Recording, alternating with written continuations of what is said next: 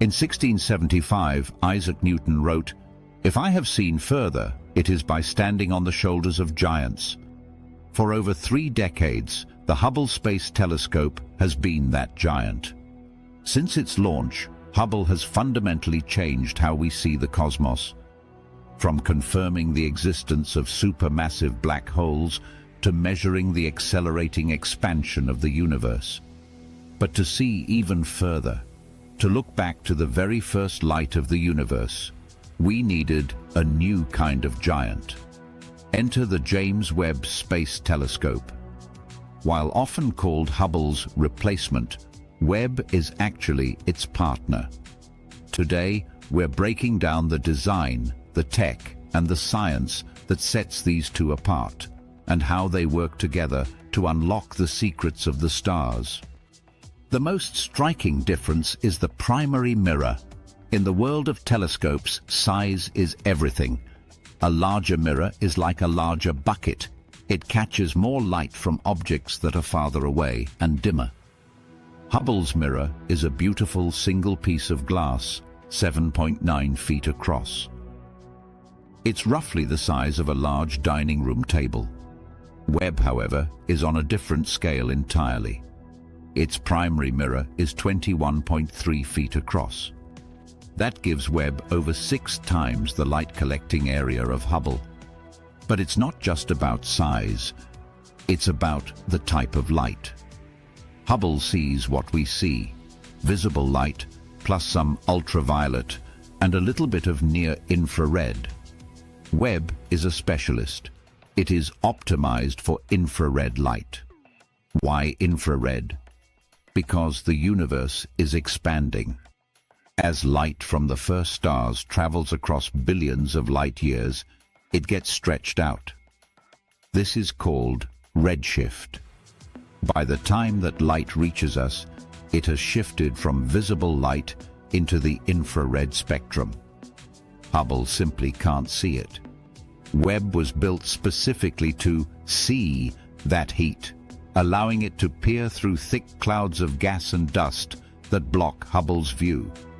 Hubble is a Ritchie-Chrétien-Cassegrain design. It's essentially a giant tube that protects the mirrors from stray light coming from the sun or reflected off the Earth. Webb, however, uses a 3-mirror anastigmat design. It doesn't have a tube. Instead, it has a massive 5-layer sunshield the size of a tennis court. While Hubble operates at a comfortable room temperature maintained by internal heaters, Webb's mirrors must sit at a staggering 364 degrees Fahrenheit. This brings us to where they live. Hubble is a homebody. It orbits the Earth just 340 miles up. This was intentional. Because it was so close, it could be visited by astronauts. In fact, 5 different space shuttle missions serviced Hubble, upgrading its cameras and fixing its eyesight.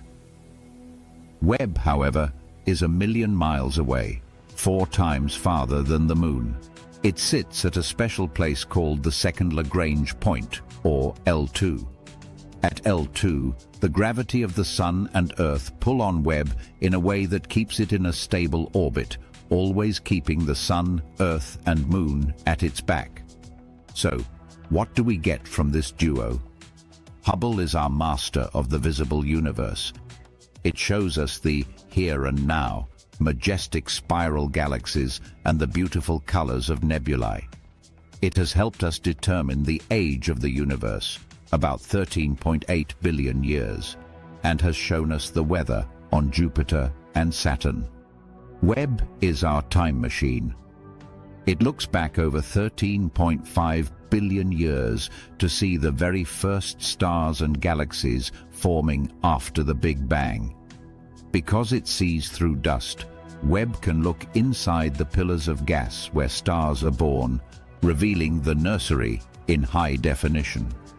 Webb also investigates the atmospheres of exoplanets, planets orbiting other stars, looking for water, methane, and perhaps even the chemical signatures of life. For the first time, We have two flagship observatories working together. Neither is better than the other. They are two different tools for two different jobs. Together, they remind us that the more we look, the more we find. This is Apex Vector. Thanks for watching.